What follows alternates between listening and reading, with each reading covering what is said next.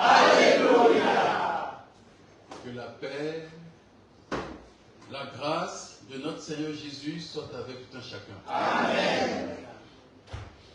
C'est avec une grande joie que nous sommes au-devant de vous pour partager la parole de ce jour. Amen.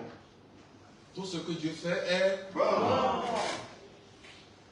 Dieu a permis que nous puissions être sur la paroisse Saint-Michel, dans la commune du Gosier, ici en Guadeloupe. Nous sommes arrivés vendredi, donc sachez que nous sommes encore un petit peu dans ce qu'on appelle le jet lag. Mais Dieu nous a fortifiés ce matin, malgré la soirée d'hier où nous sommes partis soutenir. Il y a une troupe béninoise qui est ici en ce moment, qu'on appelle les pépites d'art, n'est-ce pas? Ils ont presté hier. Et avec le vice-consul et l'association, une certaine association, nous étions partis pour soutenir cette troupe, que Dieu la fortifie. Amen. Pourquoi je dis ça? Parce que Dieu veut que nous puissions expérimenter sa grâce et porter assistance et secours à ceux qui le demandent. Amen. Nous sommes dans une église d'esprit et sachez résolument, croyez-le fermement, que Dieu nous a appelés pour que nous soyons tous dans son royaume. Amen. Nous saluons le révérend, notre frère, notre très cher Papa Fréjus, que Dieu le fortifie. Amen. Il est un homme qu'on appelle un couteau suisse, n'est-ce pas? Il joue tout le rôle. Et que Dieu le fortifie. Amen. Et vous, qui êtes ses enfants, que Dieu vous fortifie aussi. Amen. L'enseignement qu'il vous a donné depuis le commencement du 7E n'est que la suite de ce que Dieu aussi lui a dit d'enseigner à ses enfants que nous sommes. Donc ne pensez pas que l'enseignement qu'on donne vient de nous et que nous le faisons pas notre propre chef. Non, c'est de Dieu que cela vient. Amen. Que Dieu le fortifie. Amen.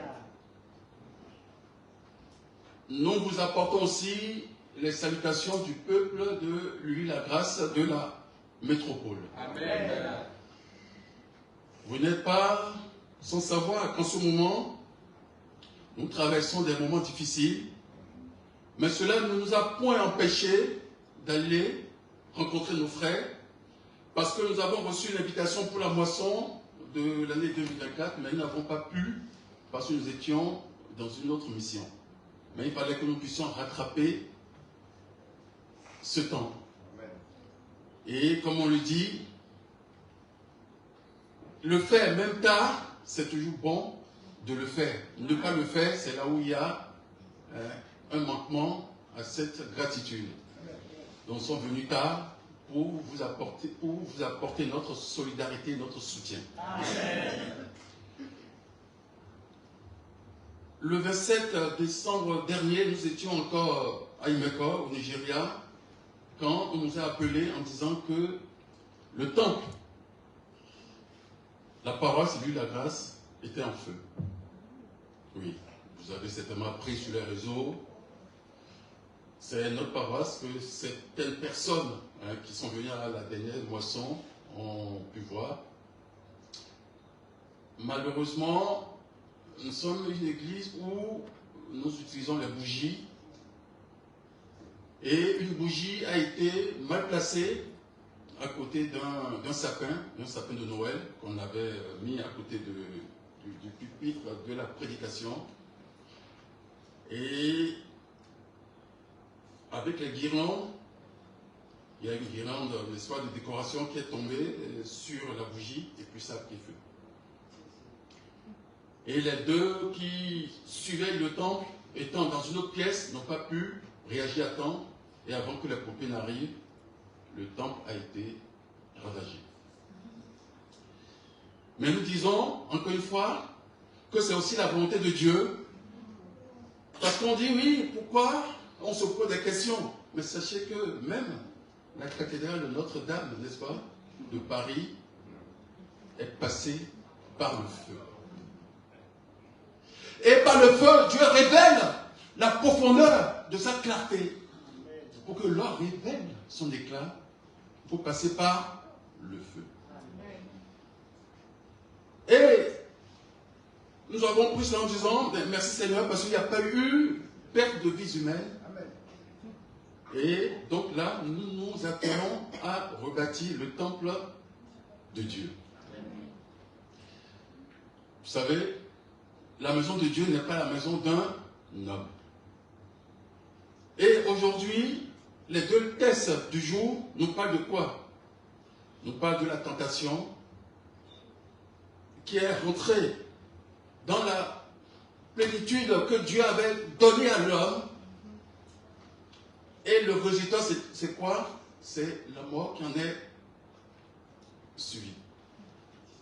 Mais aujourd'hui, Dieu nous dit de ne point douter de sa présence et de l'enseignement qu'il nous donne au quotidien, que nous dit le livre de Proverbes en son chapitre 1 à partir du premier verset. Si quelqu'un trouve ce passage qui est prêt. Proverbes en son chapitre 1, chapitre 1er, à partir du premier verset. Qu'est-ce qu'il dit? Oui. Proverbe de Salomon, fils de David, Oui. roi d'Israël. Écoutez ce qu'il dit. Pour connaître la sagesse, Il dit, ces proverbes sont faites pour connaître la sagesse et l'instruction, et l'instruction. pour comprendre les paroles de l'intelligence.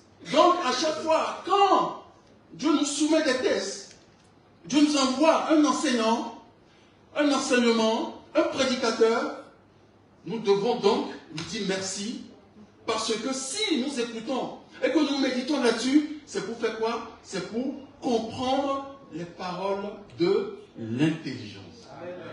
Si Ève avait eu cela, elle ne serait pas tombée dans les ruses de Satan. Mais on dit, moi je suis intellectuel, je connais la Bible, je connais tout. Mais non, on ne maîtrise rien de tout cela, parce que l'enseignement vient à travers les épreuves du quotidien. Alors, qu'est-ce qu'il dit après? Pour recevoir des leçons de bon sens, Donc il dit, ces paroles, c'est pour recevoir des leçons de bon sens. Quel que soit ce qui t'arrive, tire-en des leçons de bon sens. Et c'est en cela que tu grandiras spirituellement. Parce qu'on se dit, oui, ça fait 20 ans que je suis dans l'église, mais j'ai des problèmes. Mais non, tu n'as pas de problèmes. Est-ce que tu sais réellement ceux qui ont des problèmes? Je veux le bonheur, je veux le bonheur, je veux le bonheur, je cours derrière le bonheur. Est-ce que tu sais réellement ce que c'est que le bonheur? Nous allons revenir là-dessus tout à l'heure. Continue. de justice, Alors, donc, vous voyez, cette parole de Salomon nous pousse à comprendre ce que c'est que la justice. Donc, la parole qu'on entend aussi bien le culte de dimanche, de mercredi, de vendredi, le point jeudi, c'est pour que tous ces acquis s'élèvent, grandissent, nous bonifient pour qu'on soit à l'image du roi Salomon, rempli de sagesse, de connaissance et surtout de piété, pour faire preuve de justice et pour discerner les actes qui te viennent en ne poussant point, en ne promenant point des regards et en disant Dieu m'a abandonné, Dieu ne m'écoute pas. On aurait pu le dire quand nous avons appris que le temple a pris feu. Mais on s'est dit non. Dieu veut que nous recommençons tout à zéro. Pour voir, pour expérimenter notre degré de foi. Parce que quand ces choses arrivent, qu'est-ce qu'on entend? On entend tout. Et beaucoup qui ont la foi faible, profitent-en pour chuter. Dieu veut que nous soyons sauvés à travers les épreuves que nous allons rencontrer tout au long de notre parcours spirituel. Qui nous fortifie. Amen. Continue. Qu'est-ce qu'il y a après? d'équité et de droiture. Donc, voyez, de justice, d'équité et de droiture. Continue, s'il te plaît. Pour donner au simple du discernement. Alors, donc, voyez, quand tu écoutes la parole de Dieu, que tu médites là-dessus, Dieu te donne quoi? Il te donne le discernement. Et maintenant, aux jeunes qui disent que non, moi j'ai le temps, qu'est-ce qu'il leur donne? S'ils s'accrochent à la robe de Jésus, qu'est-ce qu'il leur dit? De la connaissance. Il leur donne de la connaissance de la réflexion. et de la réflexion. Qu'est-ce qu'on nous demande à l'école? La connaissance et la réflexion. Donc il y a des matières qui aiguisent notre sens de connaissance et de réflexion. Mais Dieu, lui, il nous donne. Il nous donne cela à travers sa parole. Amen. La parole est une lampe à mes pieds, une lumière sur mon sentier. Quand je commence avec toi,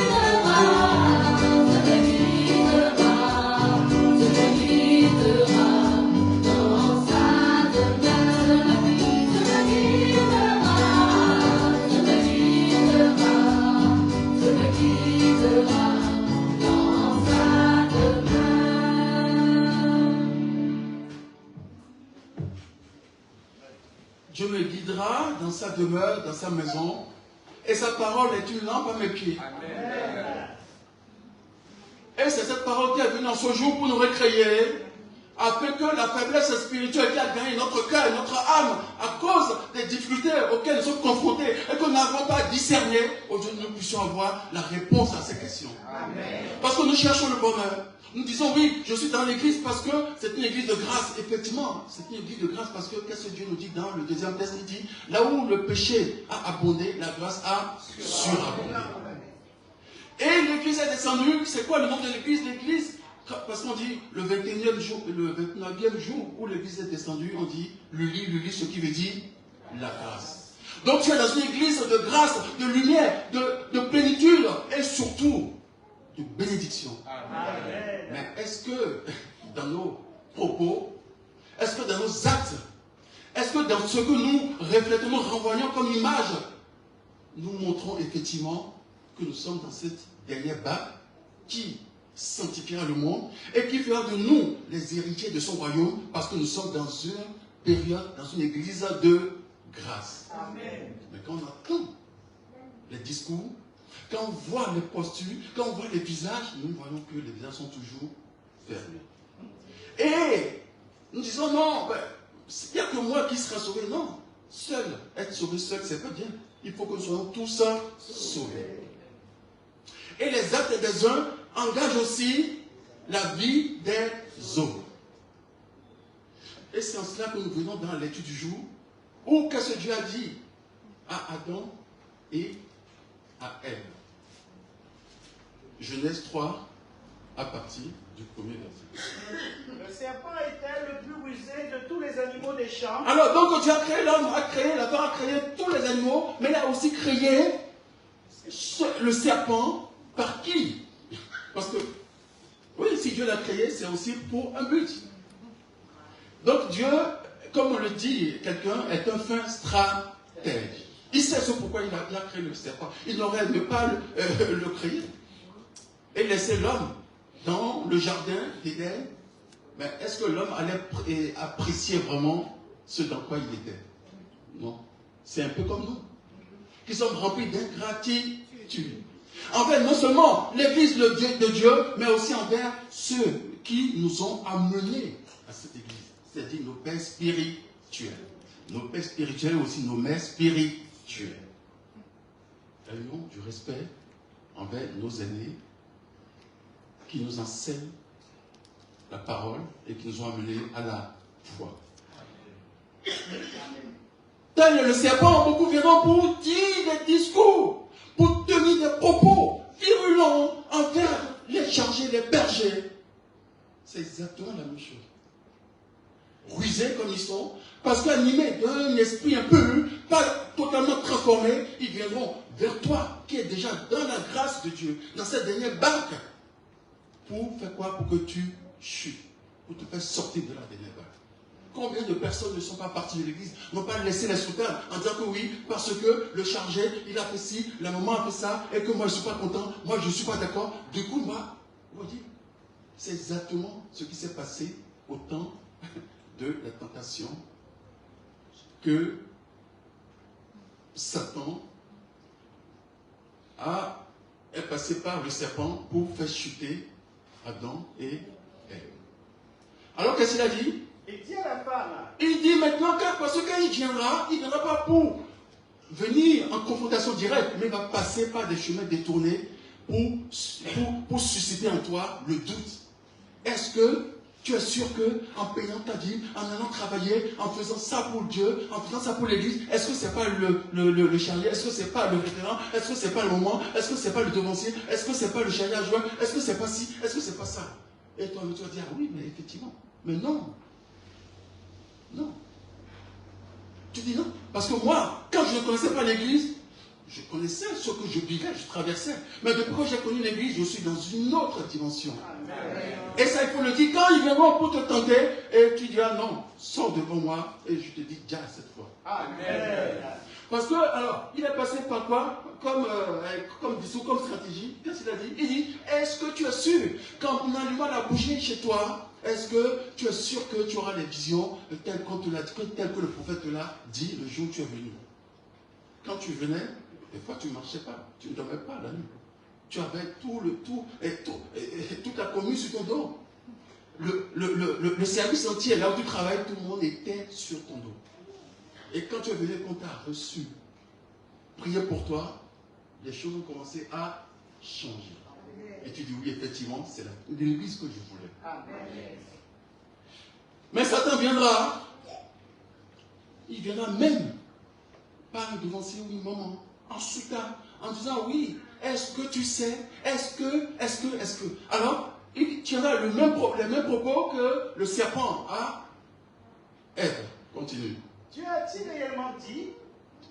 Alors, écoutez bien, Dieu a-t-il réellement dit? Vous ne mangerez pas de tous les arbres du jardin. Oui. La femme répondit au serpent. Oui. Nous mangeons du fruit des arbres du jardin. Oui. Mais, oui. Quant au fruit de l'arbre qui est au milieu du jardin, oui. Dieu a dit, vous n'en mangerez point, oui. et vous n'y toucherez point, oui. de peur que vous ne mouriez. Oui. Alors le serpent dit à la femme. Donc vous voyez, le serpent dit maintenant à la femme, alors que la femme a déroulé tout son argumentaire, qu'est-ce que le serpent lui dit? Il dit non, il cherchait la faille. Et il a trouvé la faille. C'est pour cela que là où tu es, sache que ta foi est sur le rocher. Moi j'ai bâti sur le rocher. Et quand viendra la tempête, ma maison résistera. Ma maison est en Jésus. Il faut que tout le monde chante ça avec conviction. C'est maintenant ta foi que tu vas déclarer devant Dieu. Toi, tu as bâti sur le rocher, et que Dieu, tentation viendra pour te faire chuter, et que Dieu viendra pour te faire chuter, parce que tu as bâti sur le rocher. Oui. Voici le cantique que Dieu nous donne. À nous tous qui sommes ici, en disant que quoi? Notre foi doit être solide sur le rocher.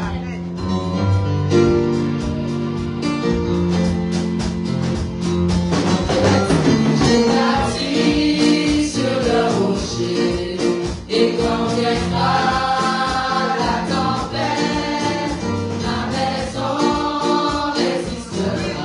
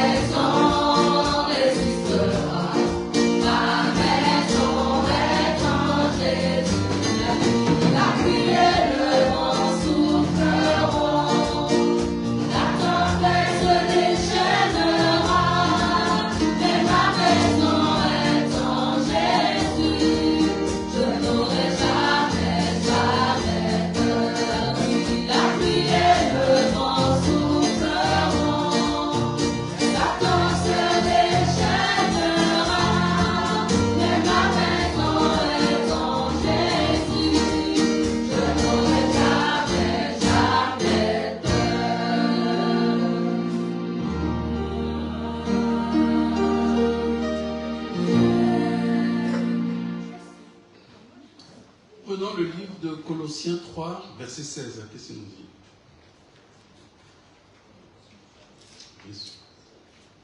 Parce que là, on vient de chanter. Je n'aurai jamais. Alléluia. Alléluia.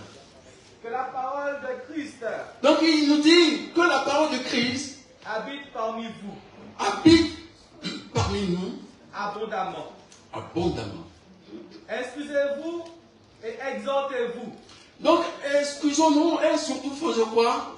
Il faut s'exhorter. Les uns les autres. Il faut qu'on fasse quoi? Il faut qu'on s'exhorte les uns les autres.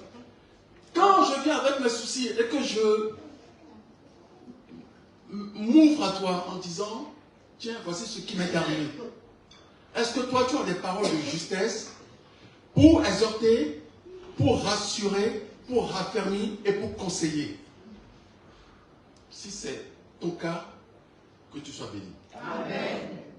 Si tu saisis cette occasion pour dire, ah, depuis le temps que j'attendais, que des difficultés, des problèmes t'arrivent, ça y est, et tu prends cela maintenant, tu commences à non seulement rajouter, inventer en plus, pour présenter ce qui n'est pas ce qu'on t'a confié.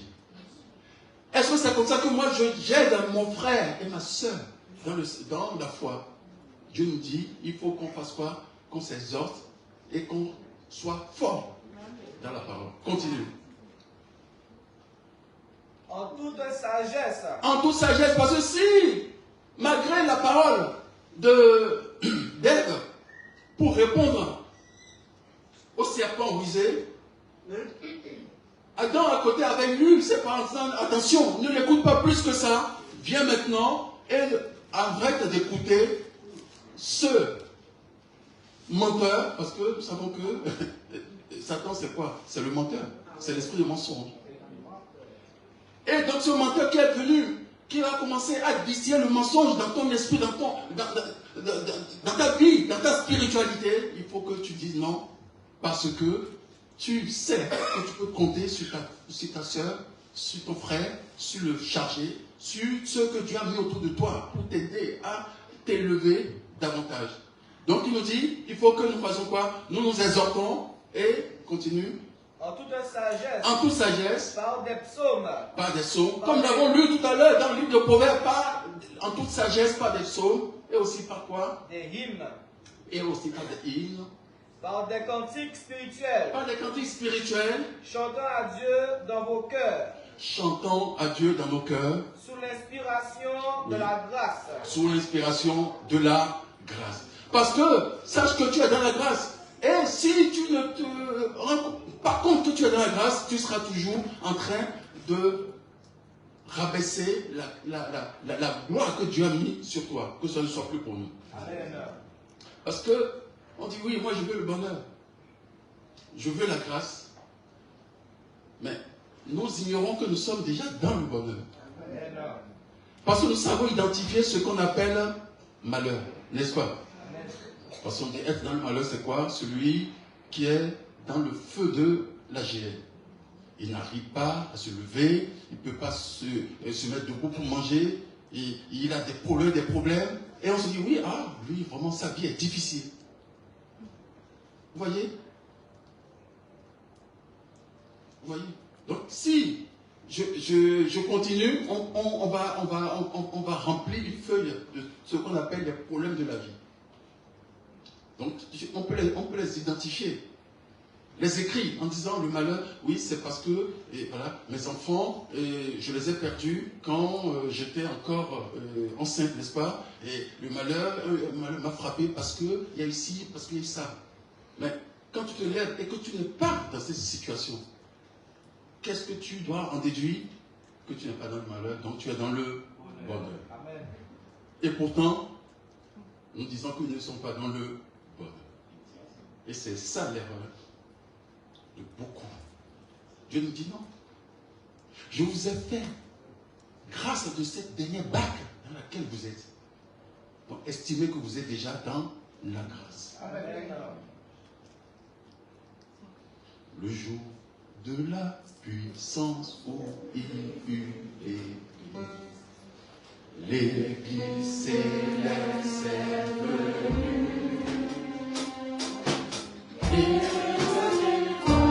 Sont apparus dans les cieux, les oiseaux chantaient unis. Les oiseaux chantaient unis. Unis signifie la grâce. Et cette étoile sont apparus dans les cieux, les oiseaux chantaient unis.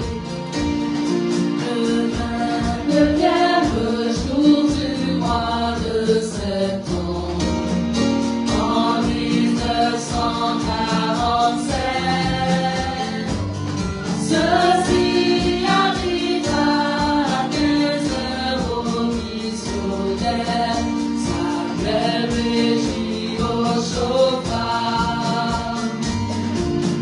Voici c'est la dernière marche qui a descendu des cieux.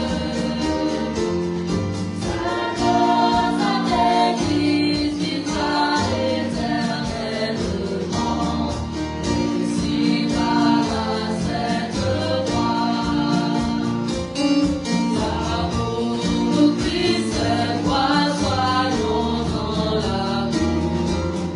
Nous disait Sainte Écriture.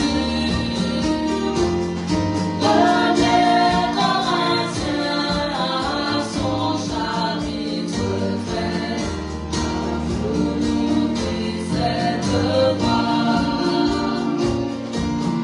Nous le lirons du premier verset jusqu'à la fin. 1er Corinthiens à son chapitre 13. Enseigne cet amour.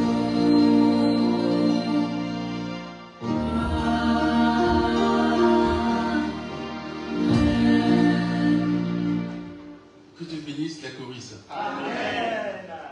Vous voyez, la parole, c'est pas de dérouler, mais c'est aussi de chanter. Et chanter, c'est prier, c'est faire. Donc non seulement nous sommes en train de chanter, de rappeler à Dieu que oui, nous sommes persuadés que nous sommes dans cette grâce, dans cette dernière bague. Et c'est cela aussi notre mantra du quotidien. Amen. Que Dieu les bénisse. Amen. Que Dieu vous fortifie. Amen. Donc vous voyez, si maintenant Satan a pu convaincre Ève de manger le fruit et que par la même occasion, Ève a entraîné son mari, parce que quel que soit ce que tu diras à tes frères et sœurs, et si jamais ils tombent dans les difficultés, tu ne seras pas victorieux. Parce que, comme Dieu a prononcé les mêmes sentences sur Adam et Ève, il n'a pas laissé de côté le serpent. Qu'est-ce qu'il a dit au serpent? Prenez le verset 14. L'Éternel Dieu dit au serpent. Et il dit au serpent, donc c'est pour cela que si tu joues le rôle de celui qui fait chuter tes frères et sœurs, sache que Dieu aussi t'adresse une mise en garde. En disant attention, il ne faut pas que je juge, il ne faut pas que je condamne, il ne faut pas que je tire, je pousse jusqu'à ce que mes frères et sœurs chutent, parce que je ne vais pas en tirer une gloire. Qu'est-ce qu'il a dit au serpent? Puisque tu as fait cela, Puisque tu as fait cela, tu seras maudit. alors, comme tu as fait tout pour que mon frère et ma soeur tombent, chutent, parce que tu as dit oui, non mais on dit dans l'église, il ne faut pas porter, si, il ne faut pas manger ça, oh tu sais, dans l'autre église ils le font, est-ce que Dieu les a punis? Non, parce que chaque église a sa mission. Et donc nous devons tout faire pour respecter les lois et préceptes de l'église du christianisme céleste. Quand tu dis, oh oui, non, mais tu sais, moi j'ai vu un tel pasteur, il a dit, est-ce que tu étais là? Est-ce que tu l'as vu faire réellement? Tu deviens donc ce serpent qui va faire chuter tes frères et sœurs faibles dans la foi. Et Dieu lui dit, Tu seras monté entre tout le bétail. donc vous voyez, voilà. Tu marcheras sur ton ventre. Bon, que Dieu nous épingle de tout cela. Parce que nous ne sommes pas dans ça, n'est-ce pas? Nous sommes des anges de Dieu. C'est pour cela que Dieu nous dit, comme nous sommes dans la dernière bague, et que par un seul homme, le péché est rentré, par un seul homme aussi, la vie et la grâce nous a été renouvelée. Parce que nous croyons en ce Dieu. Et tout à l'heure, avant de commencer, nous avons récité quoi? Le symbole des apôtres qui est le credo. Et en cela, nous déclarons notre foi, que nous croyons en ce Jésus qui est venu pour nous apporter cette rédemption en Christ. Cette rédemption et surtout nous reconnecter avec Dieu. Parce que depuis le péché originel, l'homme a chuté, mais Dieu a envoyé cette église pour que nous soyons sauvés. Amen. Maintenant, quelles sont tes œuvres dans cette église? Comme il a adressé, on a vu les semaines passées, à ceux de Laodicée, le livre de l'Apocalypse 3 à partir du verset 12, qu'est-ce qu'il a dit? Pour que maintenant chacun puisse voir quel est son degré d'implication dans l'œuvre à laquelle Dieu l'a associé. Ce que tu fais dans l'église, est-ce que quand tu viens, tu rases les murs ou est-ce que tu es acteur? Est-ce que tu te donnes dans l'œuvre? Est-ce que tu réponds aux prières? Est-ce que tu réponds aux convocations? Est-ce que tu viens aux réunions? Est-ce que tu t'impliques comme il se doit? Ou tu es celui qui rase les murs, comme le serpent qui va passer par côté pour instiller un autre enseignement? Qu'est-ce qu'il dit? Apocalypse 3, verset 12, je crois. Celui qui vaincra. Non, et à partir de 14. Apocalypse 3. Écrit à l'ange de l'église. Voilà. Il dit écrit à l'ange de l'église de Laodicée. Oui. Donc voici la parole que Dieu annonce. Rappelle encore à nous qui sommes sauvés, à nous qu'il a amenés dans la dernière barque. Oui, nous sommes sauvés. Parce que nous croyons en ce Jésus ressuscité. Et tu dois marcher sans regarder en arrière, va de l'avant, ne retourne plus en arrière comme le dit si bien quand nous n'avons pas chanté, mais va toujours de l'avant. Et il dit maintenant à ceux qui sont là et qui se cherchent, qui se posent des questions, tu dois répondre précisément à ce que Dieu te pose comme question. Alors qu'est-ce qu'il dit? Voici ce que dit l'Amen. Il dit voici ce que dit l'Amen. Le témoin fidèle et véritable. Oui. Le commencement de la création de Dieu. Oui. Je connais tes œuvres. Il dit je connais tes œuvres. Je sais que tu n'es ni froid ni bouillant. Alors, il faut que chacun se soupèse maintenant. Alors, tu es quoi au sein de la paroisse Saint-Michel du Gosier? Tu es froid ou tu es bouillant? Pas bouillant, dans la colère, parce que tu prends les casseroles, tu les renverses. Tu renverses de l'eau bouillante, n'est-ce pas? Non. Est-ce que dans ton implication spirituelle, est-ce qu'on le voit à la chorale, la cellule des prophètes, le collège des devanciers, des évangélistes, des moments? Est-ce que tu as toujours cette implication qui montre que tu es vraiment bouillant dans l'œuvre? Qu'est-ce que Dieu dit? Puisses-tu être froid ou bouillant? Oui. Ainsi, parce que tu es tiède. Comme tu es tiède, parce que tu n'es ni froid ni bouillant, que tu es tiède parce que le chargé, le berger ne peut pas te compter sur toi. Il dit, viens, ah oui, je ne sais pas encore, parce que je réfléchis. Non. Alors que c'est Dieu qui t'appelle à travers ce que le berger dit, parce que c'est lui qui est le garant de nos âmes devant Dieu. C'est ça, être berger. Donc le berger, c'est ça. Et vous devez le regarder, pas comme homme, mais regardez-le comme missionnaire de Dieu. C'est lui qui a reçu le mandat. Que le monde veut ou ne veut point, c'est comme ça. Que Dieu le fortifie. Amen. Que Dieu fortifie tous les charges. Amen. Qui fortifie les chefs de diocèse. Amen. Et nous saluons aussi le chef de diocèse de Cameroun, qui est Papa Toukoum. Que Dieu le fortifie. Amen. Qui fortifie aussi tous les chefs de diocèse. Amen. Et en ce moment, l'Église traverse un moment de joie, n'est-ce pas? Parce qu'il y a un président, et le président de la République du Bénin, qui s'implique dans la réconciliation de l'Église. Parce que nos prières, c'est que l'Église retrouve son unité.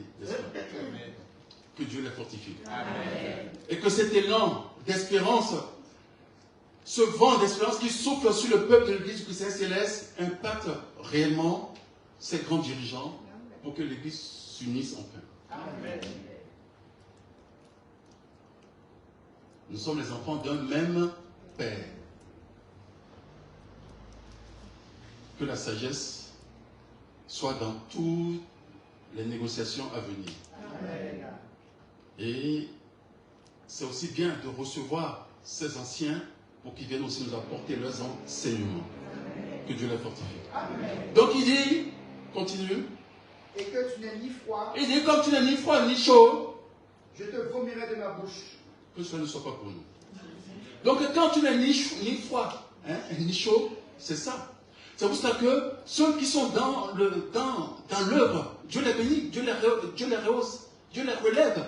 Et ceux qui sont tièdes, vous allez voir que leur vie va commencer à être détricotée. Et à une récompense, parce que ce n'est pas de nous. Il faut que tu sois toujours égal, comme le premier jour où tu as où on t'a amené à l'église et que tu as découvert tout ça, tu dis, waouh, c'est ce que j'attendais. Que cela ne nous soit jamais retiré et que notre foi ne faiblisse jamais. Amen. Continue. Parce que tu dis, je suis riche, je me suis enrichi. Oui. Je n'ai besoin de rien. Je n'ai besoin de rien, je n'ai besoin de personne parce que moi, ça y est, c'est bon. J'ai été, je sais prier. Maintenant, je vais prier chez moi. Je ne vais plus y aller parce que je n'aime pas partager ma journée avec mes frères et sœurs en Christ parce qu'ils ont dit ça sur moi. Ils ont mal parlé de moi. Ils ont fait ci, ils ont fait ça. Vous voyez, il y a tellement de raisons. Mais que nous dit le livre de Matthieu 13? Matthieu 13. Qu'est-ce qu'il nous dit? Si quelqu'un trouve le premier verset. Matthieu 13. Ce même jour, oui, Jésus sortit de la maison. Il sortit de la maison et quel était son enseignement? Et s'assit au bord. Oui. Une grande foule s'est rassemblée auprès de lui. Oui. Il monta dans une barque et il s'assit. Oui. Toute la foule se tenait sur le rivage. Oui. Il leur parla en parabole oui. sur beaucoup de choses et il dit, oui. Un semeur sortit pour semer. Comme il semait, une partie de la semence tomba le long du chemin. Les oiseaux vinrent et la mangèrent. Une autre partie tomba dans les endroits pierreux, où elle n'avait pas beaucoup de terre. Elle leva aussitôt parce qu'elle ne trouva pas un sol profond. Mais quand le soleil parut, elle fut brûlée et sécha, faute de racines. Une autre partie tomba parmi les épines. Les épines montèrent et l'étouffèrent. Une autre partie tomba dans la bonne terre. Elle donna du fruit. Un grain 100, une autre 60, un autre 100. Que celui qui a des oreilles pour entendre, entende. Les disciples s'approchèrent et lui dirent, Pourquoi leur parles-tu en parabole? Jésus leur répondit. Il leur répondit. Parce qu'il vous a été donné de connaître les mystères du royaume des cieux. Il nous a été donné de connaître les mystères du royaume des cieux. Et que cela ne leur a pas été donné. Et que cela ne leur a pas été donné. Donc à nous, Dieu nous a donné cette grâce de connaître les mystères de son royaume. C'est pour cela que ce jour, Dieu nous parle. Il nous parle, mais pas en parabole, mais en vrai, en disant, non, nous ne devons pas nous inquiéter. Pourquoi? Parce que là où on dit qu'il y a le péché, la grâce surabonde. Parce qu'il a envoyé son Fils. Et nous qui croyons en son Fils, nous savons que nous serons sauvés. Amen. Que Dieu nous sauve. Amen. Qu'il nous fortifie. Amen. Et pour terminer, j'aimerais qu'on lise le livre de 1 Thessaloniciens 5 à partir du 16e verset. 1 Thessaloniciens 5, 16. Soyez toujours joyeux. Alors, donc, voyez, il nous dit, maintenant que nous sommes dans cette dernière Pâque, et que Dieu nous a dit, par un seul homme, nous serons sauvés. Il faut que nous puissions montrer notre gratitude envers Dieu. Amen. Donc quand tu viens, viens avec des actions de grâce, viens avec la joie, le bonheur sur ton visage, et qu'on le voit que oui.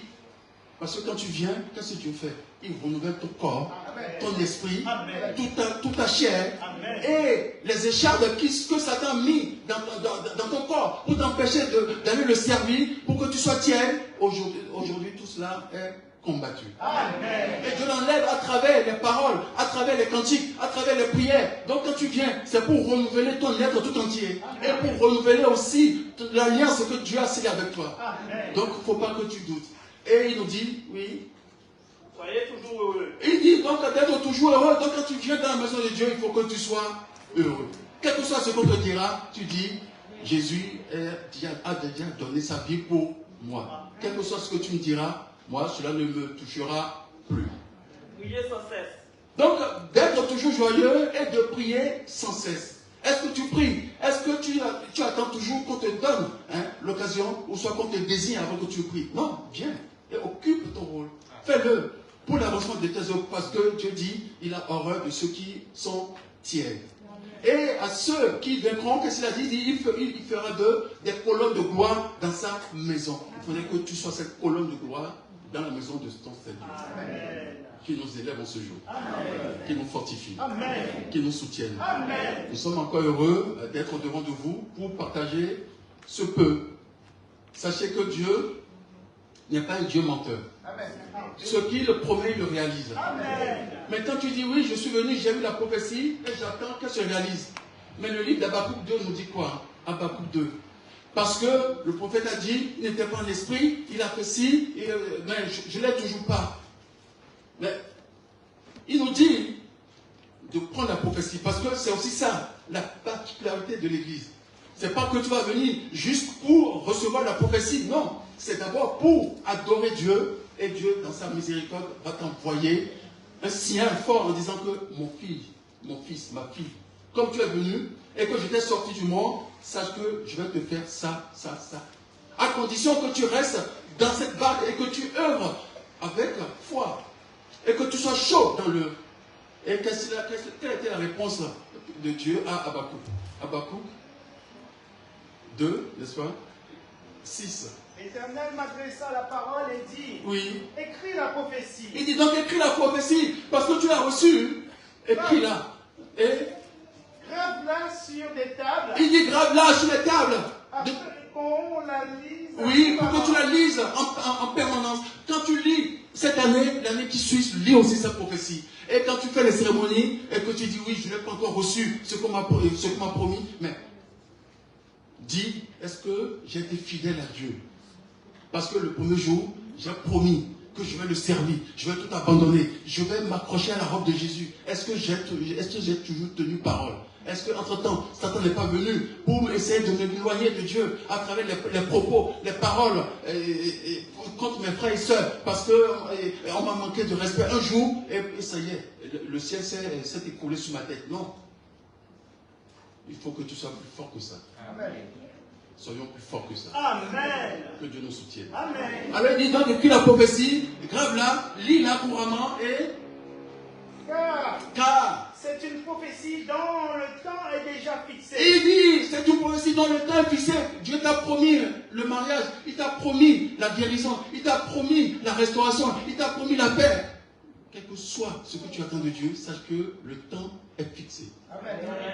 Le temps fixé par mon Père, le monde le verra en tout.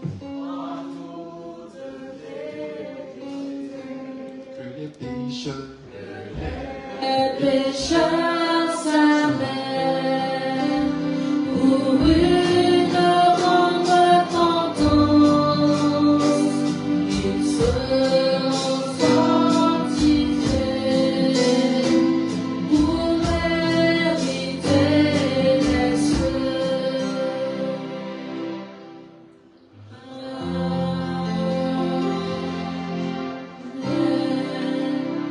Donc nous allons hériter des cieux et le temps fixé par le Père, le temps est proche. Il dit donc écris la prophétie, grave-la, parce qu'elle se réalisera certainement. Que Dieu réalise sa promesse sur nous. Amen. Que la restauration soit pour nous. Amen. Que la joie soit pour nous. Amen. Que l'élévation soit pour nous. Amen. Que la prospérité soit pour nous. Amen. Que la paix soit pour nous. Amen. Cette paix qu'il donne, mais il ne la donne pas comme le monde la donne. Amen. C'est ce que nous dit le Jean. Il dit, je vous la donne, ma paix. Mais je la donne pas comme le monde la donne. Il faut que nous cherchions comment est-ce que Dieu donne cette paix. Mais tu ne peux pas la trouver si tu restes dans le monde. Parce qu'il dit, je ne la donne pas comme le monde la donne. Donc, il lui donne d'une manière bien spécifique. Il te donne cette paix à travers les moments, à travers les devanciers, à travers les frères. Maman Anita qui est là, Dieu va passer par elle pour t'apporter la paix. Mais voilà que tu t'es embrouillé avec elle. Et tu dis non, elle ne peut pas m'apporter la paix. Mais Dieu dit, je ne la donne pas comme le monde. À travers le devancier, le papa qui a voté. Ah non, l'autre il m'a gueulé. Mais quand Dieu va s'incarner en lui, pour te dire, mon fils, ma fille, viens. J'ai une blessure pour te dire, ah non, non, non, surtout pas lui. C'est une erreur. Que Dieu nous fortifie. Qu'il nous soutienne.